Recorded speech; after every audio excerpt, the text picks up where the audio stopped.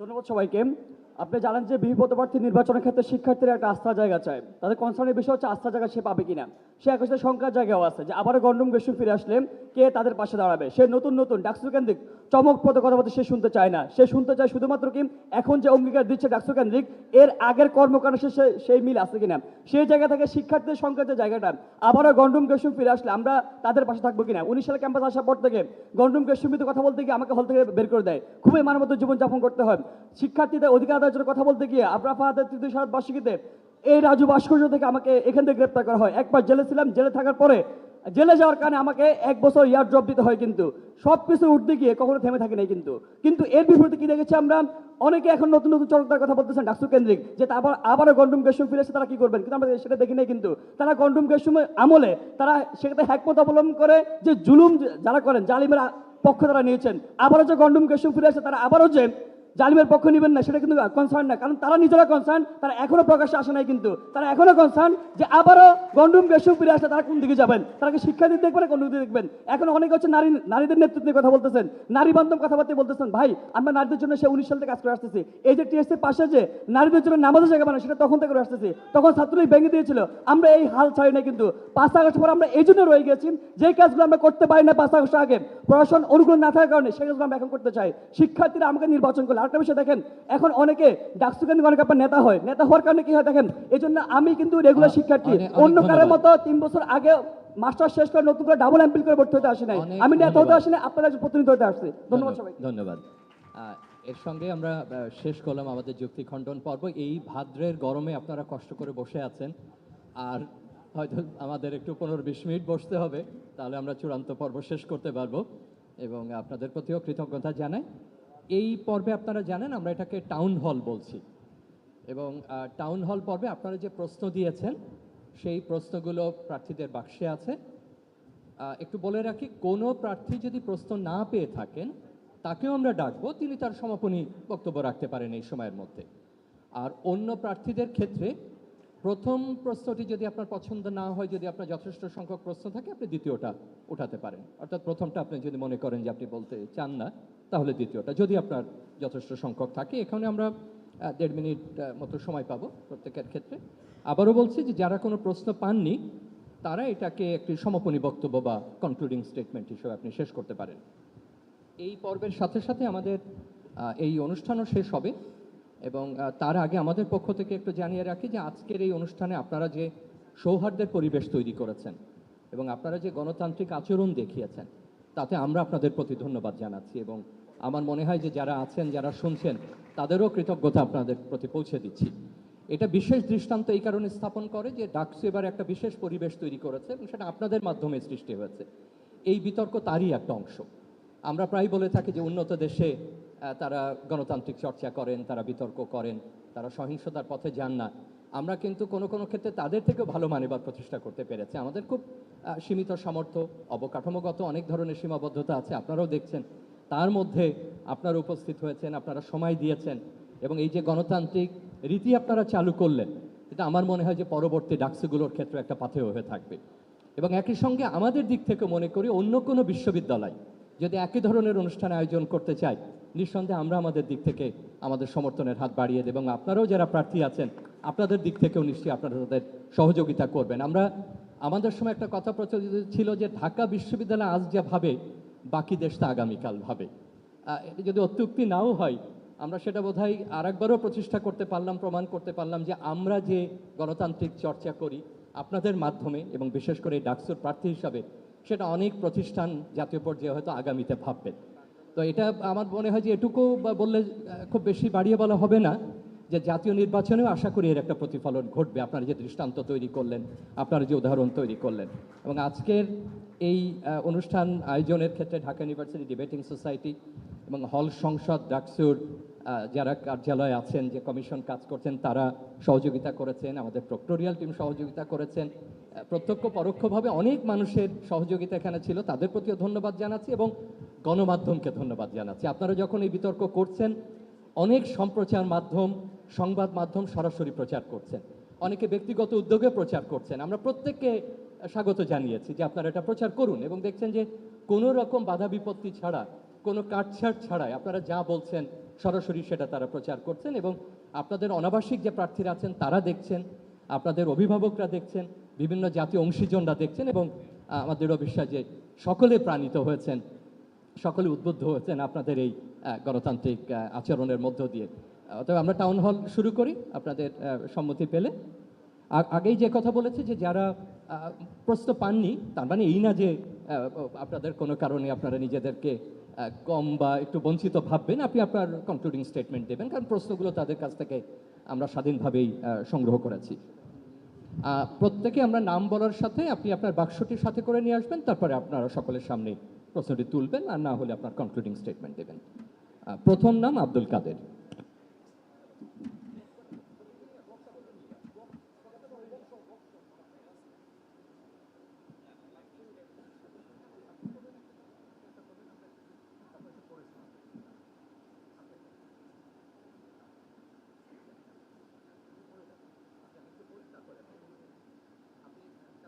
প্রশ্নটি আচ্ছা, আপনাদেরকে জানিয়ে দিচ্ছি প্রশ্নটি। আব্দুল কাদেরের নামই সম্বোধন করেছে যে আব্দুল কাদের, আপনারা না জিতলে কি করবেন?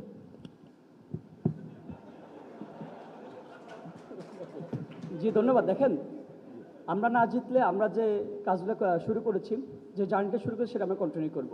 যে অসমাপ্ত কাজ আছে শিক্ষার্থী বান্ধব যে কাজগুলো, সেটা আমরা কন্টিনিউ করে যাবো। কিন্তু একই সাথে যারা নির্বাচিত প্রতিনিধি হবেন, আমরা তাদেরকে সর্বোচ্চ সহযোগিতা করবো। একই সাথে যখন আবারও যদি কালো রাত নেমে আসে ঢাকা বিশ্ববিদ্যালয়ে, আমরা আমাদের বুকটা চিতিয়ে দিব, আমরা আমাদের কাজও শেষ করে যাব।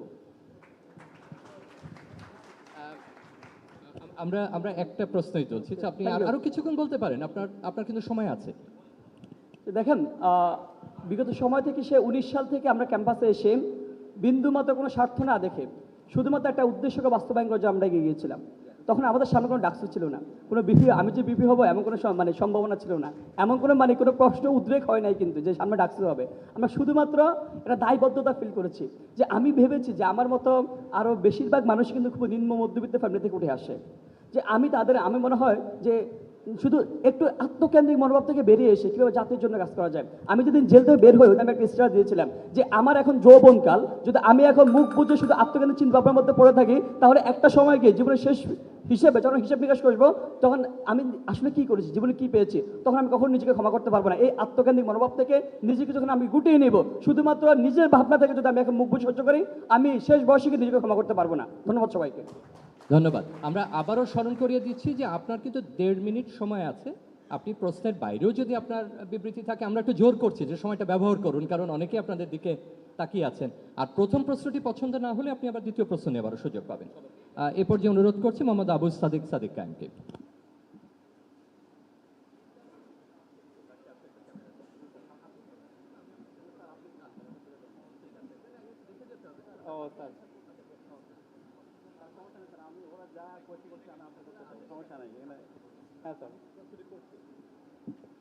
সাদিক ক্যাম্প পড়তেও চাননি, উনি আমাদের উপরে আস্থা রেখেছেন যে যা আসে।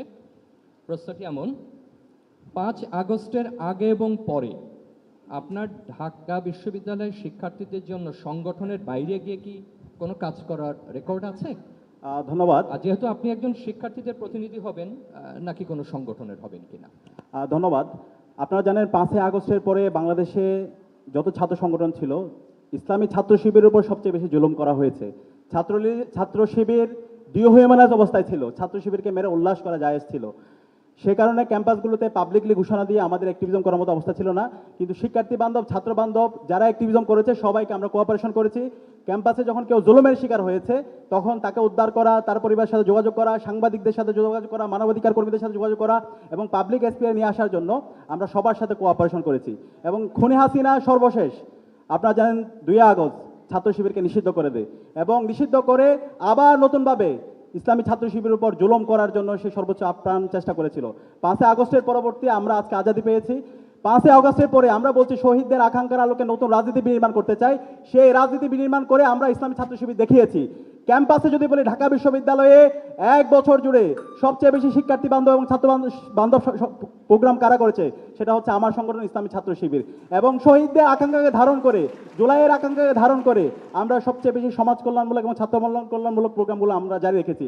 আমরা যখন শিক্ষার্থীদের ম্যান্ডেট পেয়ে সেবা করব, সবার আগে আমার শিক্ষার্থী, আমাদের জোটের নাম হচ্ছে ঐক্যবদ্ধ শিক্ষার্থী জোট। শিক্ষার্থীদের ভয়েসে আমাদের ভয়েস, শিক্ষার্থীদের আকাঙ্ক্ষায় আমাদের আকাঙ্ক্ষা, শিক্ষার্থীদের যে স্বার্থ সেই স্বার্থ বাস্তবায়ন করার জন্য বিশ্ববিদ্যালয় প্রশাসনকে বাধ্য করা এবং শিক্ষার্থীদের স্বপ্নের ক্যাম্পাস বিনির্মাণ না করার আগ পর্যন্ত আমরা থামবো না, আমরা আমাদের লড়াই চালিয়ে যাব। ধন্যবাদ। ধন্যবাদ। ধন্যবাদ। আমাদের প্রার্থীরা এতই আত্মবিশ্বাসী যে দ্বিতীয় সুযোগে তারা নিচ্ছেন না, যে প্রথমটা আপনি পড়ে দেখুন। এটা আমার মনে হয় যে তাদের এক ধরনের স্বতঃস্ফূর্ত। আমরা এ পর্যায়ে নাসিম উদ্দিন আপনাকে অনুরোধ করছি।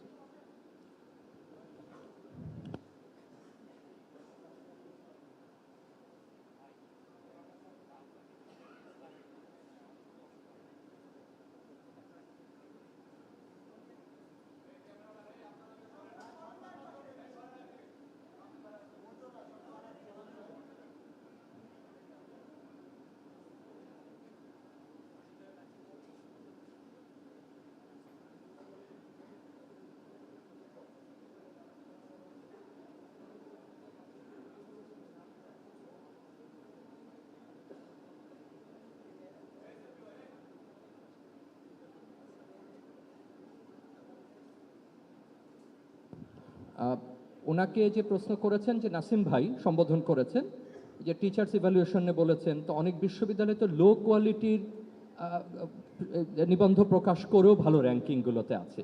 তাহলে আমরা কি করব? আমরা কি প্রচুর পরিমাণে মানে পেপার, উনি একটা শব্দ বলেছেন যে ম্যাস প্রডিউস করব, তাহলে কি আমাদের র্যাঙ্কিংয়ে ভালো হবে নাকি অন্য কিছু করব?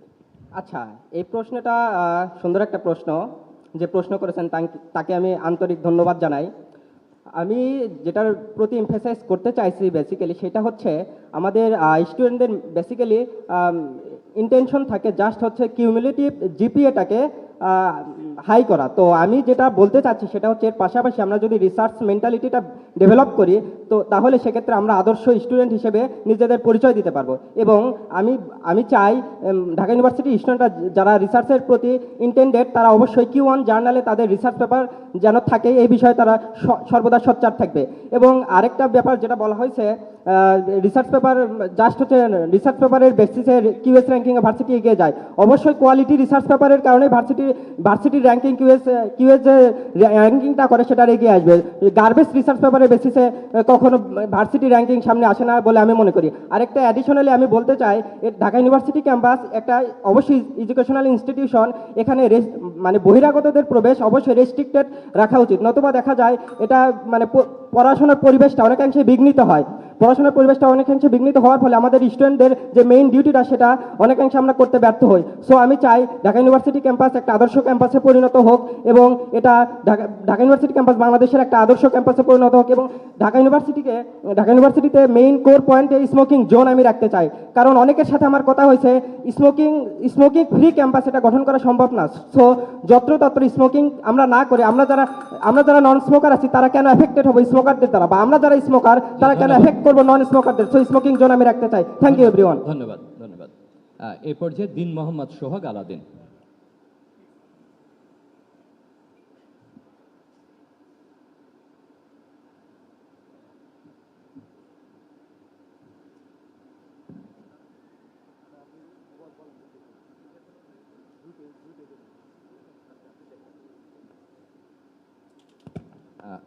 আলাদিনকে সম্বোধন করেছেন এভাবে যে, আলাদিন, একটা বিশ্ববিদ্যালয় একটা পাবলিক স্ফেয়ার, এখানে দেশে বিদেশি অসংখ্য ভাষাভাষীর মানুষ লেখাপড়া করছে।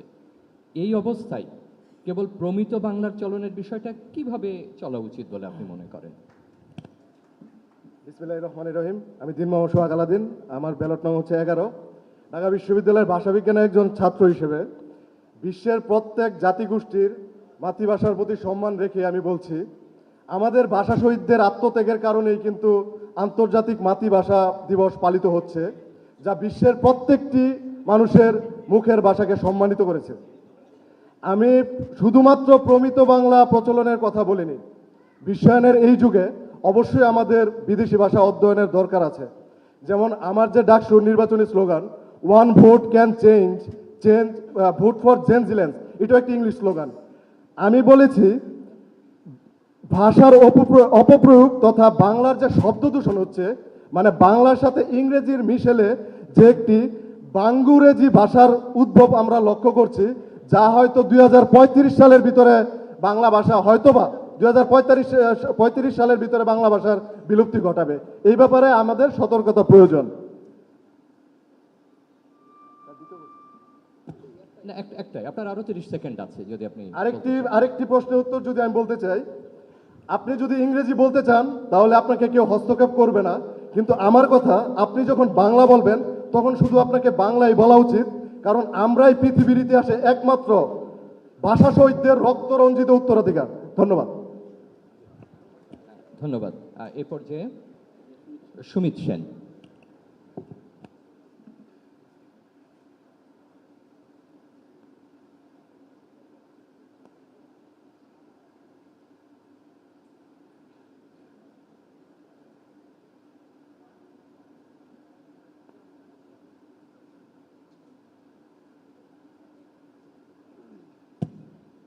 সুমিতকে যে প্রশ্ন করা হয়েছে, আপনি ছাত্র রাজনীতিকে কিভাবে দেখেন?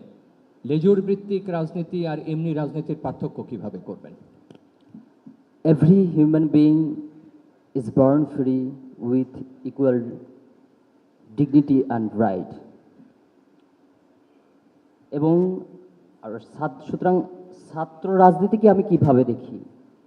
একজন মানুষ হিসেবে আমি তার অধিকার রয়েছে রাজনীতি করার। সুতরাং একজন ছাত্র রাজনীতি করতে পারে এবং আমাদের সংবিধানের যে 39 নং অনুচ্ছেদ, এই 39 নং অনুচ্ছেদ অনুযায়ী তার রাজনৈতিক অধিকার রয়েছে। এবং UDHR, Universal Declaration of Human রাইটসের 17 নং যে আর্টিকেল আছে, সেই অনুযায়ী তার যে কোনো ধরনের তার রাজনীতি করার অধিকার রয়েছে। সুতরাং ছাত্ররা রাজনীতি করতেই পারে। এবং দ্বিতীয় প্রশ্ন হচ্ছে লেজুর ভিত্তিক রাজনীতি। লেজুর ভিত্তিক রাজনীতি এবং ইন্ডিপেন্ডেন্ট রাজনীতির পার্থক্য কীভাবে? লেজুর ভিত্তিক রাজনীতির অবশ্যই আমি বিরোধিতা করি। কারণ হচ্ছে লেজুর ভিত্তিক রাজনীতি কখনো ভালো ফলাফল বয়ে আনতে পারে না। আমরা হব বিশ্ববিদ্যালয়ের শিক্ষার্থীদের হয়ে আমরা তাদেরকে রিপ্রেজেন্ট করব, কিন্তু অন্য কোনো দলের হয়ে আমরা বিশ্ববিদ্যালয়ের যখন প্রক্সি ওয়ার চালাবো, সেটা হচ্ছে বিশ্ববিদ্যালয়ের শিক্ষার্থীদের জন্য অবশ্যই সমস্যার, এবং লেজুর ভিত্তিক রাজনীতির আমি বিরোধিতা করি। ধন্যবাদ সকলকে। ধন্যবাদ। আমাদের একটা ছোট ঘোষণা আছে প্রার্থীদের জন্য। যেহেতু নামাজের সময় হচ্ছে, আপনারা কেউ যদি নামাজ পড়ে আসতে চান তাহলে অনুরোধ করবো আবার একটু ফিরে আসতে, যাতে আমরা ফটো সেশনে অংশ নিতে পারি বা মিডিয়াও আপনাদের ছবি নিতে পারে। এটুকু জানিয়ে রাখছি। আমরা এ পর্যায়ে অনুরোধ করবো আব্দুল ওয়াহেদ।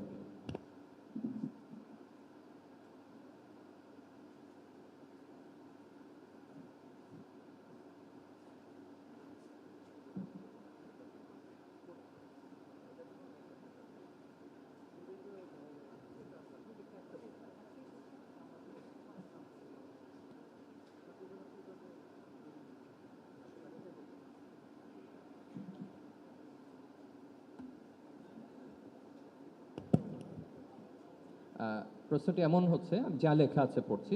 ওয়াহিদুল, আপনি শাতিমদের কথা বললেন, তাদের বহিষ্কার করার কথা বললেন, খুবই ভালো কথা। কিন্তু এই ঢাকা বিশ্ববিদ্যালয়ে অন্য ধর্মাবলম্বীদের পূজনীয় দেবতা বা মানুষ নিয়ে অসংখ্য কটু কথা বলা হয়, সেক্ষেত্রে আপনি কি করবেন? আমি একটু বলে রাখি, আমি ঢাবি শব্দটাকে ঢাকা বিশ্ববিদ্যালয় বলছি। আপনারা অনেকে ঢাবি লিখেছেন, এটা আমি আমার মডারেটর হিসাবে এটাকে ঢাকা বিশ্ববিদ্যালয় বলছি। ধন্যবাদ।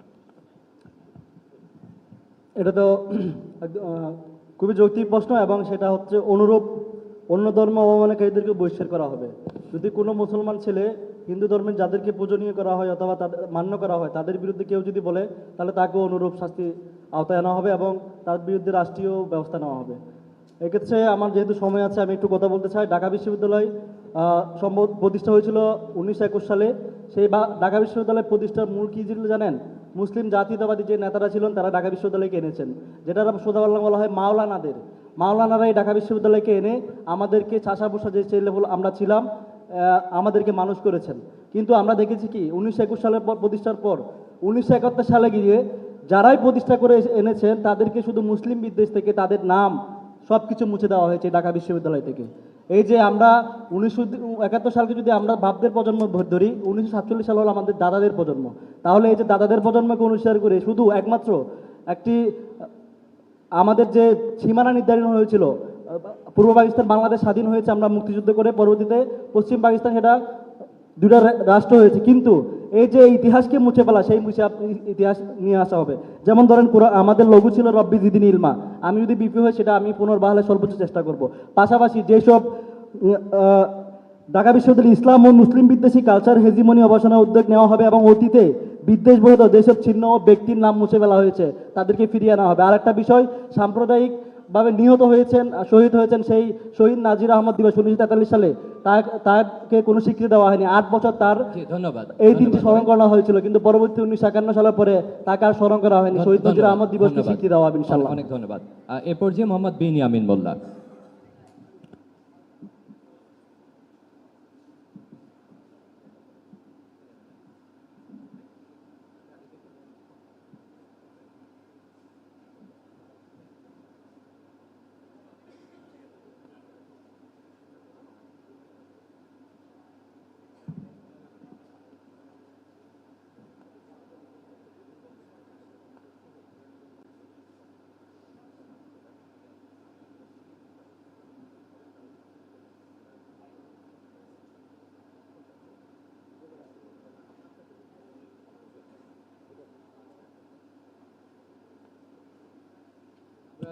বিনিয়ামিনের প্রশ্নটা করি। ওনার সম্বোধন করেছেন বিনিয়ামিন, আপনি জুলাই আন্দোলনকারী সাবেক ছাত্র লীগারদের বুলিং বন্ধ করার কথা বলেছেন। প্রশ্ন হলো, জুলাই আন্দোলনের শহীদদের সঠিক লিস্ট প্রদানেও যেখানে রাষ্ট্র ব্যর্থ, আপনি একজন ভিপি হিসাবে কিভাবে নিশ্চিত হলেন বা হবেন তারা ছাত্র লীগার ছিলেন, জুলাই আন্দোলন করেছেন? এই সত্যতা কিভাবে আপনি নিশ্চিত করবেন? ধন্যবাদ যিনি এই প্রশ্নটা করেছেন। বাংলাদেশ অনেক ক্ষেত্রেই রাষ্ট্র অনেক জায়গায় কাজ করতে পারে নাই, ব্যর্থ হয়েছেন, কিন্তু ঠিক জায়গাটাতেই ঢাকা বিশ্ববিদ্যালয় পথ দেখিয়েছে। আমি মনে করি যে ঢাকা বিশ্ববিদ্যালয়ের শিক্ষার্থীরা যদি আমাকে মনোনীত করেন, ঠিক এই প্রশ্নের সমাধান না, বরং আরও অন্য অন্য যত প্রশ্নগুলো রয়েছে সেই প্রশ্নগুলোরও সমাধান করার ক্ষেত্রেও আমরা পথ দেখাবো। আর সেক্ষেত্রে এটা খুব কঠিন কোনো কিছু না। যারা বিগত সময়ে ছাত্রলীগ করেছেন তাদের কমিটি রয়েছে, এবং যারা পদত্যাগ করেছেন সেই সময় তাদের ফেসবুক পোস্ট রয়েছে, এবং যারা এখনও পদত্যাগ করেননি বা ষড়যন্ত্র করছেন তাদের বিষয়েও তথ্য উপত্য সংগ্রহ করা সম্ভব। আর এই বিষয়টা আমি এজন্যই বলেছি কারণ এটা একটা অভ্যুত্থান পরবর্তী সময়ে বাংলাদেশের প্রধানতম সমস্যা। আর অভ্যুত্থান যেহেতু ঢাকা বিশ্ববিদ্যালয় থেকে হয়েছিল, অভ্যুত্থানের সূচনা হয়েছিল, পাদপীঠ ছিল ঢাকা বিশ্ববিদ্যালয়ে, আমরা যদি এই বিষয়টা সেটেলমেন্ট করতে পারি, আমার মনে হয় পুরো বাংলাদেশেও এই জিনিসটা এখান থেকে সেটেলমেন্ট করতে হবে। পাশাপাশি যেহেতু আমার সময় আছে, আমি আর সেই প্রশ্নটার উত্তর দিতে চাই আরেকটা, যে আমরা আসলে কিভাবে আমাদের ইশতেহারগুলো বাস্তবায়ন করবো, এটা আসলে সম্ভব কিনা। দেখেন, এই যে ডাকসুর এখতিয়ার কতটুকু বলা হয়েছে, এই যে ডাকসু নির্বাচনটা হচ্ছে, এটা কি শিক্ষার্থীদের এখতিয়ারের ভিতরে পড়ে? এটা তো শিক্ষার্থীদের এখতিয়ারের ভিতরে পড়ে না, এটা তো প্রশাসনের এখতিয়ারের ভিতরে। কিন্তু আমরা আমরণ অনশন করে, ফাইট করে, দীর্ঘদিন লড়াই সংগ্রাম করে এই ডাকসু নির্বাচনটাকে কিন্তু আমরা আদায় করেছি। সেই জায়গা থেকে বলতে চাই যে এই ডাকসুর নির্বাচিত মনোনীত যারা হয়ে থাকেন তাদের যে সামাজিক গ্রহণযোগ্যতা, বিশ্ববিদ্যালয়ে তাদের যে গ্রহণযোগ্যতা, সেই জায়গা থেকে তাদের যে প্রেশার ক্রিয়েট করার একটা জায়গা আছে, সেটাকে যদি আমরা ধারণ করতে পারি তাহলে আমরা বিশ্ববিদ্যালয়ের শিক্ষার্থীদের জন্য অনেক কিছু করতে পারবো। জি, ধন্যবাদ। আমাদের আরিফুল ইসলামের এই মুহূর্তে ক্রম ছিল, তিনি নামাজে গেছেন, পরে এসে যোগদান করবেন, তিনি অনুমতি নিয়েই গেছেন। উমামা ফাতেমা, আপনাকে অনুরোধ করছি।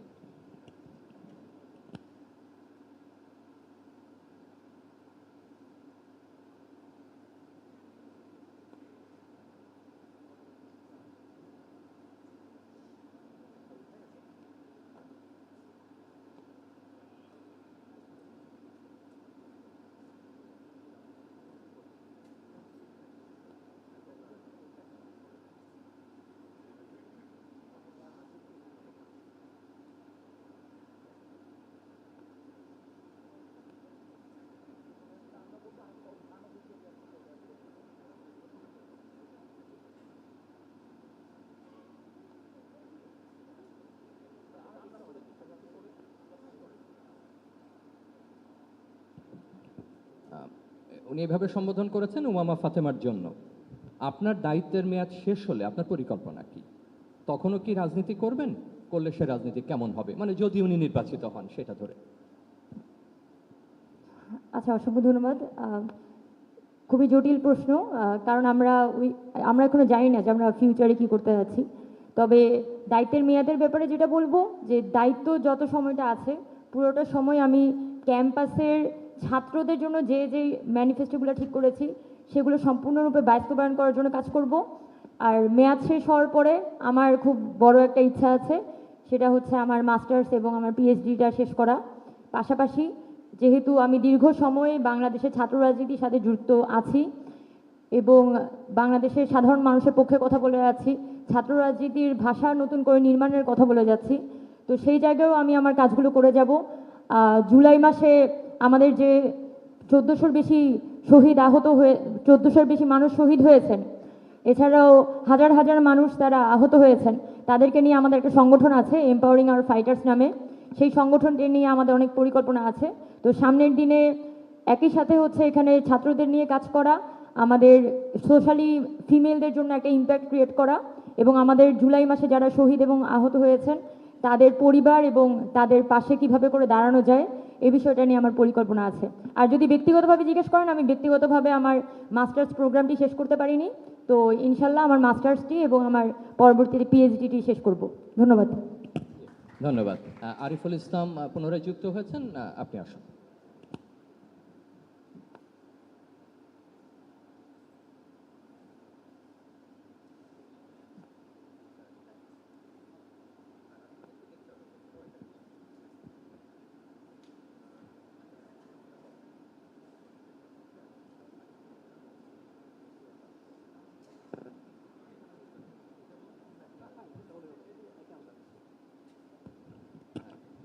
আরিফকে উদ্দেশ্য করে এইভাবে লিখেছেন, আরিফ, আপনার অপোজিশনে অনেক হেভিওয়েট প্রার্থী আছেন, আপনি ঠিক কি ভেবে নির্বাচনের সিদ্ধান্ত নিলেন? আর একটু জোরে হবে। আচ্ছা, আমি মূলত হচ্ছে রিফর্মের কথা ভেবে এখানে এসেছি। আমি মূলত ইচ্ছা করি যে ঢাকা ইউনিভার্সিটির যে মৌলিক সমস্যাগুলো আছে এই সমস্যাগুলোর সমাধান হবে। আমার এই ইচ্ছে ছেড়াদ্বীপ থেকে বাংলা বান্দা পর্যন্ত প্রত্যেক শিক্ষার্থীর আছে। আমি চাই এই ইচ্ছেটা যাতে বাস্তবায়ন হয়। এই ইচ্ছের পীড়ায় আমাকে হচ্ছে এখানে নিয়ে এসেছে এই হেভিওয়েট মানে প্রার্থীদের মাঝে মানে আসার জন্য। আর ডাকসুর গঠনতন্ত্রের যে জায়গাটা, এখানে হচ্ছে একজন প্রথম বর্ষের শিক্ষার্থীর সে নিজেও পারবে এটাকে প্রিসাইড করতে, লাইক হচ্ছে এখানে যে কাজ ডাকসু গঠনতন্ত্রে যে কাজটি দেওয়া হচ্ছে সভা পরিচালনা করা, যখন হচ্ছে ট্রেজারার বা প্রেসিডেন্ট থাকবেন না, এছাড়া একটা হচ্ছে কোঅর্ডিনেট করা বা হচ্ছে ট্রান্সপারেন্সি মেনটেন করা। সো এগুলো হচ্ছে একজন ফার্স্ট ইয়ার স্টুডেন্ট সে নিজেও পারবে। এর জন্য আপনি কোনো গোষ্ঠীর প্রধান বা কোনো দলের প্রধান অথবা বেশি সিনিয়র বা মাস্টার্স ফিলোসফিতে পড়া লাগবে না। এর জন্য আপনি প্রথম বর্ষের শিক্ষার্থী এবং অনার্সের পড়ুয়া, আমি তৃতীয় বর্ষের শিক্ষার্থী, তো তৃতীয় বর্ষের শিক্ষার্থী সেটা পারবো আমি বিশ্বাস করি। তো আমি চাই এই মৌলিক বিষয়গুলো সমাধান হোক। এই মৌলিক বিষয় নিয়ে কেউ কথা বলছে না, আমি এই বিষয় নিয়ে এগিয়ে এসেছি। ধন্যবাদ সবাইকে। ধন্যবাদ। এ পর্যায়ে আসবেন মোহাম্মদ জামাল উদ্দিন খালেদ।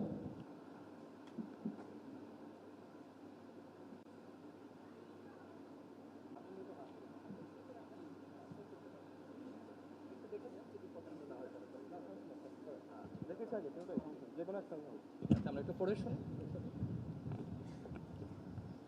ওনার প্রতি প্রশ্ন হলো, আপনি ভিপি হলে নির্বাচনে, মানে আবার উইদিন ব্র্যাকেট লিখেছে জাতীয়, পরবর্তী সময়ে সরকারের চাপ থেকে ডাকসু বা ডিউকে কিভাবে মুক্ত রাখবেন? অর্থাৎ আপনি ভিপি হলে জাতীয় বা বাইরের রাজনীতির চাপ থেকে কিভাবে নিজেকে মুক্ত রাখবেন? যিনি প্রশ্ন করেছেন আপনাকে প্রথম ধন্যবাদ, আপনি আমাকে আগে ভিপি ধরেছেন। তো আপনি যে আমাকে ভিপি বানিয়ে দিচ্ছেন এটাই হচ্ছে প্রথম পদক্ষেপ, কিভাবে আমি সরকার থেকে বিশ্ববিদ্যালয়কে মুক্ত রাখবো। কারণ আমি মনে করি আমাকে নির্বাচিত করলে আমার সেই রাজনৈতিক এজেন্ডাও নেই, কোনো পক্ষেরও চাপ নেই, আমি শিক্ষার্থীদের শক্তিকে কাজে লাগিয়ে বিশ্ববিদ্যালয়কে সরকারি চাপ থেকে মুক্ত রাখতে পারবো। এর উদাহরণ কিন্তু পিছনেও আছে। আমরা ফেসিবাদের আমল থেকে ছাত্রলীগের বিরুদ্ধে কিন্তু এখানে আন্দোলন করে যাচ্ছি, বিভিন্ন কাজ করে যাচ্ছি, এবং 5ই আগস্টের পরেও অনেক কাজ করতে গিয়ে একটা জায়গায় বাধার সম্মুখীন হয়েছে। ধরেন আমরা অনেক কিছু নিয়ে যাই, বিশ্ববিদ্যালয় প্রশাসন করবে, আমাদেরকে প্রতিশ্রুতি দেয়, পরবর্তীতে আবার কোন জায়গা থেকে যেন তাদের একটা এটাকে লাল ফিতার দৌরত্ব বা হচ্ছে অনেক কিছু হয় আর কি। তো সেই জায়গাটা থেকে মুক্ত থাকার জন্য দুইটা উপায় আছে। একটা হচ্ছে আমি নিজেও কোনো রাজনৈতিক পক্ষের হয়ে যাওয়া, বড় রাজনৈতিক পক্ষের হওয়া, তাদের মাধ্যমে এখানে চাপ সৃষ্টি করা। তো এটা যদি আমি হই, উপকারটাও পাবেন, সাথে সাথে আমার রাজনৈতিক আধিপত্যটাও আপনারা পাবেন। নেবেন কিনা আপনারা জানেন।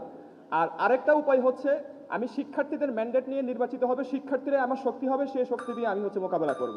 আপনারা কোনটা চান, 1 নম্বর না 2 নম্বর? হ্যাঁ, তো 2 নম্বর যেহেতু চান, আমাকে ভিপি বানায়েন, ঠিক আছে। আর আমি আরেকটা কথা সর্বশেষ যেটা বলবো সেটা হচ্ছে যে সময় খুব কম, এখানে অনেক কথা আপনাদেরকে বলেছি, বিতর্কের সূত্রে আমরা, আমার বড় ভাই অনেক সমবয়সী অনেকে অনেক কথা বলেছি, আপনারা মাফ করে দেবেন, আপনারা ওই দিক থেকে মাফ করে দিবেন। একটা সুষ্ঠু সুন্দর নির্বাচনের প্রত্যাশা এখানে শেষ করছি, ধন্যবাদ। ধন্যবাদ। এ পর্যায়ে মোহাম্মদ ইয়াসিন আরাফাত।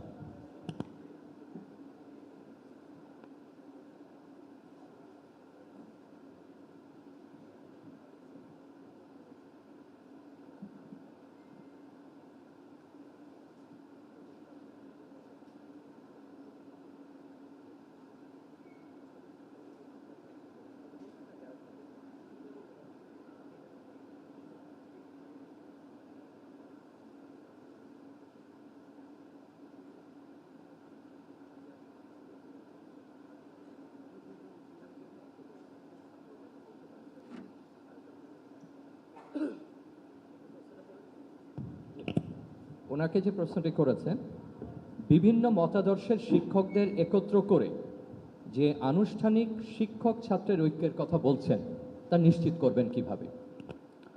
আসলে এটা হলো সবচেয়ে বড় গুরুত্বপূর্ণ। ইতিমধ্যে আমাদের শ্রদ্ধেয় টিচাররা, শিক্ষকগণ এই কাজটা করেছেন। ডাকসু উপলক্ষে বা ক্যাম্পাসের শৃঙ্খলা বজায় রাখার জন্য আমাদের প্রত্যেক ক্রিয়াশীল সংগঠনদের সাথে টিচাররা আমাদের বৈঠক করেছেন। তো আমরা শুধু ওইটার একটা আনুষ্ঠানিক রূপ চাই আর কি। এর আগে আমাদের পরিবেশ পরিষদ নামে একটা ছিল, যেটা আরেক ধরনের, এটাকে কেন্দ্র করে বিভিন্ন স্বৈরাচার করছে। আমরা চাই 24 পরবর্তী 24শে জুলাই অভ্যুত্থানে যারা অবদান রেখেছে, এই রকম ক্রিয়াশীল ছাত্র সংগঠন সবাইকে নিয়ে, ডান বাম সবাইকে নিয়ে ক্যাম্পাসে একটা সুন্দর প্ল্যাটফর্ম তৈরি করা হোক। আর দ্বিতীয় স্যার একটা প্রশ্ন, আচ্ছা আমাকে আরেকটা প্রশ্ন করা হয়েছে, আমি শুধু হিজাব ববিয়ে নিয়ে বলেছি, যারা হিজাব পরে না ওই সমস্ত মেয়েদেরকে নিয়ে কথা বলেছি কিনা। আসলে আমি বলেছিলাম যৌন হয়রানির বিষয়টা, যে কোনো ধরনের যৌন হয়রানির বিরুদ্ধে আমরা কথা বলেছি। আপনি বলি, আমরা এখানে হিজাব পবে নিয়ে আন্দোলন করতে গিয়ে ছাত্রলীগের হাতে আমরা মেরে খেয়েছি। এমনকি ইডেনে ছাত্রলীগ কর্তৃক ছাত্রলীগ নেত্রী যারা আছে তাদেরকে পদ দেওয়া হবে, বিভিন্ন বড় ভাইদের দ্বারা অ্যাবিউজ করা হতো। এই বিষয়ে ক্যাম্পাসে আমরা বড় ধরনের মিছিল করেছি। আমরা সাধারণত বড় স্লোগান দিই না, বিভিন্ন ধরনের, আমরা ওই দিন কঠিন একটা স্লোগান দিয়েছিলাম ছাত্রলীগের বিরুদ্ধে, হই হই রই রই ছাত্রলীগ গেলে। কেন দিয়েছিলাম? যে মেয়েদেরকে কেন অ্যাবিউজ করা হচ্ছে। তো এইরকম সকল ধরনের মেয়েদেরকে যে অ্যাবিউজ করা হয়, সাইবার বুলিং করা হয়, এই প্রত্যেকটার বিরুদ্ধে চাই আমরা আইনের কঠিন শাসন নির্ধারণ করা হোক। এর ক্ষেত্রে আমরা চাইব ঢাকা বিশ্ববিদ্যালয় ক্যাম্পাসে যে সেল তৈরি করা হয়েছে বিশেষ করে নারীদের নিরাপত্তার জন্য, সেটাকে বিশেষভাবে কার্যকরী করা। আর এই ক্ষেত্রে বড় একটা বিষয় হচ্ছে নৈতিকতার পরিচয় দেওয়া। সাকিব আল হাসান তার ছোট মেয়েকে নিয়ে একটা পোস্ট দিয়েছে, এটাকে অনেকে খারাপ কমেন্ট করতেছে। তো এটা আমাদের নৈতিক একটা জাতিগত সমস্যা, সেখান থেকে উত্থানের জন্য আত্মশুদ্ধি, চরিত্র সংশোধন, এগুলোরও গুরুত্ব দেওয়া দরকার। ওকে, ধন্যবাদ। এ পর্যায়ে মার্জিয়া হোসেন জামিলা।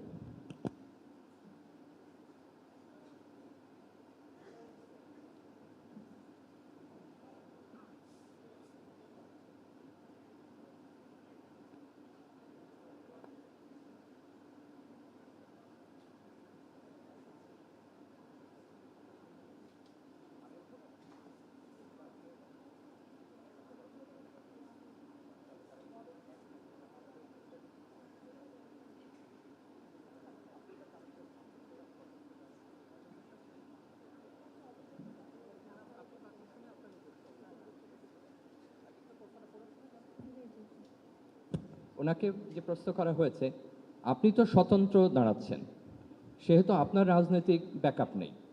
নির্বাচিত হওয়ার পরে আপনি যে সকল রাজনৈতিক দলের চাপ সত্ত্বেও ক্যাম্পাসকে স্থিতিশীল রাখতে পারবেন, এটা নিশ্চয়তা কি? আচ্ছা, তো আমি আসলে আমার স্ট্যান্ডের ক্ষেত্রে খুবই অটল। এটা হচ্ছে প্রথম কথা। আমি আমার যে বিশ্বাস সেটাতে অটল থাকি, এবং আমি নিজে আসলে এ ধরনের দলীয় ছাত্র রাজনীতির কুফলের ভুক্তভোগী। আসলে এই যে দলীয় ছাত্র রাজনীতি, এটার কারণে আসলে এই যে সাধারণ শিক্ষার্থী, এই কথাটা চলে আসে। কারণ দলীয় ছাত্র রাজনীতি করা তথাকথিত নেতারা আসলে একটা স্পেশাল ট্রিটমেন্ট পাই, বিশেষ করে মিডিয়ার কাছ থেকে। আমরা যারা স্বতন্ত্র থেকে দাঁড়িয়েছি আজকে, তারা হচ্ছে এই মিডিয়া কভারেজের কারণে কতখানি ডিসঅ্যাডভান্টেজে আছি সেটা আমরা সবচেয়ে ভালো জানি। তো তো আমি নিজে যেহেতু ভুক্তভোগী, তাই আমি এই জিনিসগুলো আসলে একদমই টলারেট করব না। এটা আমার নিজের উপর আস্থা আছে, এবং যদি প্রমাণের কথা হয় তাহলে আমি জানি না এই উদাহরণটা সিলি হবে নাকি, কিন্তু একজন ক্লাস রিপ্রেজেন্টেটিভ হিসেবে যদি আমি আমার উদাহরণ দেই, তাহলে আমি আমার ফেলো স্টুডেন্ট, আমার ক্লাসমেটদের কথা যেভাবে ভাবি, এবং এটা কিন্তু সিআর হিসেবে যে নেগোসিয়েশনটা একজন টিচারের সাথে, তখন আমার সর্বোচ্চ চিন্তা থাকে আমার ফেলো স্টুডেন্টদের স্বার্থ। এবং আমি মনে করি এটারই তো আরেকটু বৃহত্তর রূপ হচ্ছে যেটা ডাকসু, সেখানে আমার হয়তো প্রশাসনের সাথে নেগোশিয়েট করতে হবে। তো আমার এটাই বলার ছিল, এক্ষেত্রে আসলে আমার উপর আস্থা রাখতে পারেন। আপনার সময় শেষ। ধন্যবাদ। এই পর্যায়ে মোহাম্মদ আবিদুল ইসলাম খান।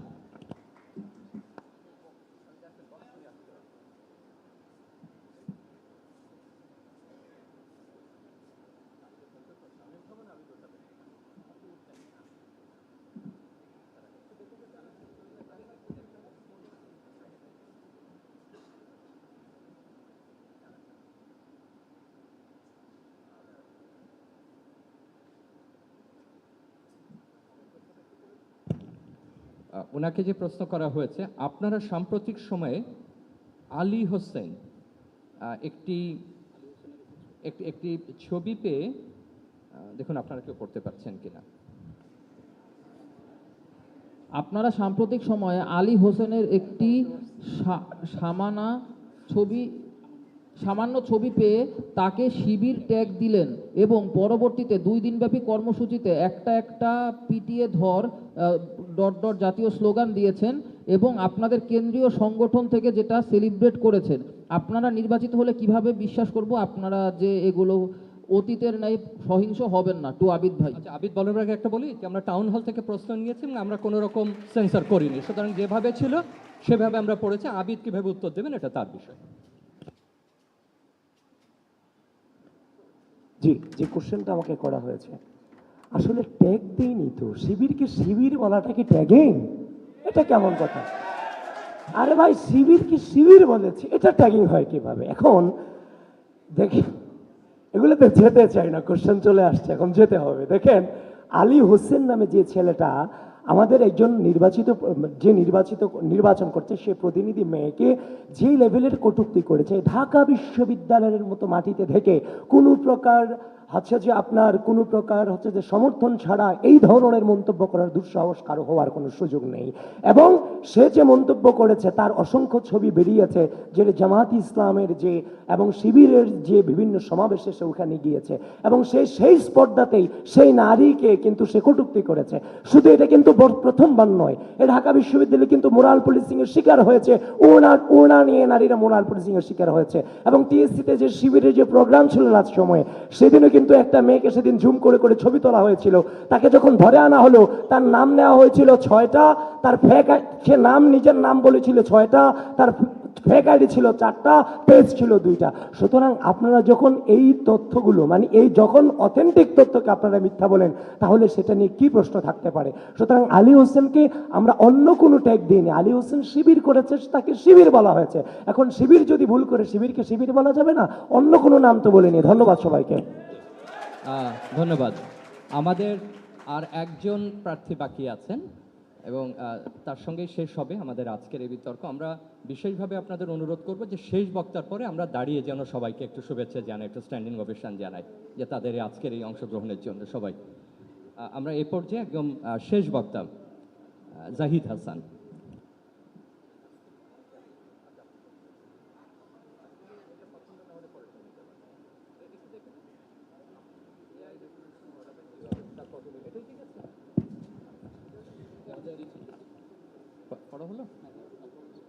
এখানে যে প্রশ্ন করা হয়েছে যে আপনি এই যে এআই রেভলিউশন ঘটাবেন কিভাবে, তার পটভূমি তৈরি করার জন্য আপনি কি করবেন?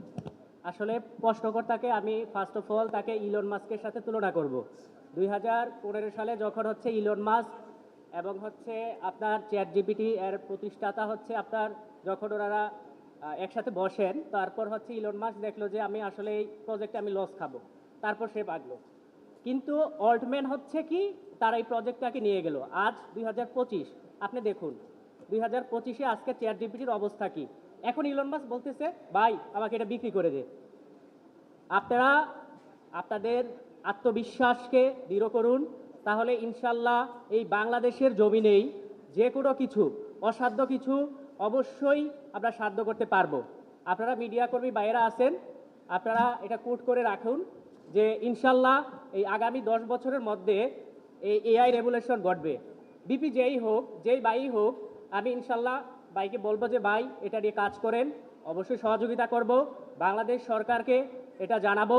এবং আরেকটা জিনিস আপনারা লক্ষ্য করলে দেখবেন যে 2022 সালে হচ্ছে আপনার লাইকি জাস্ট হচ্ছে বলছে যে আমরা 200 টাকা করে দিব, তারপর হচ্ছে প্রত্যেকে আপনার 3 দিনে হচ্ছে আপনার 1 মিলিয়ন হচ্ছে আপনার ডাউনলোডার হয়ে গেছে। বাংলাদেশের রিসোর্স অভাব নেই, জাস্ট হচ্ছে আমরা সেটাকে প্রপারলি ইউটিলাইজ করতে পারি না। যদি আমরা প্রপারলি ইউটিলাইজ করতে পারি তাহলে এআই কি আমরা হচ্ছে যত ধরনের হচ্ছে ইনোভেটিভ আইডিয়া আসুক না কেন সেই সবগুলোই হচ্ছে আমরা ইনশাল্লাহ বাস্তবায়ন করতে পারবো। সকলকে ধন্যবাদ, আসসালামু আলাইকুম। অনেক অনেক ধন্যবাদ। এর সঙ্গে সকলকে কৃতজ্ঞতা জানিয়ে আজকের অনুষ্ঠান শেষ করছি। আমরা একটু দাঁড়িয়ে সকলকে করতালি দিয়ে আমরা প্রার্থীরা একটু চলে আসবো, আমরা একটা গ্রুপ ফটো তুলবো সবাই মিলে।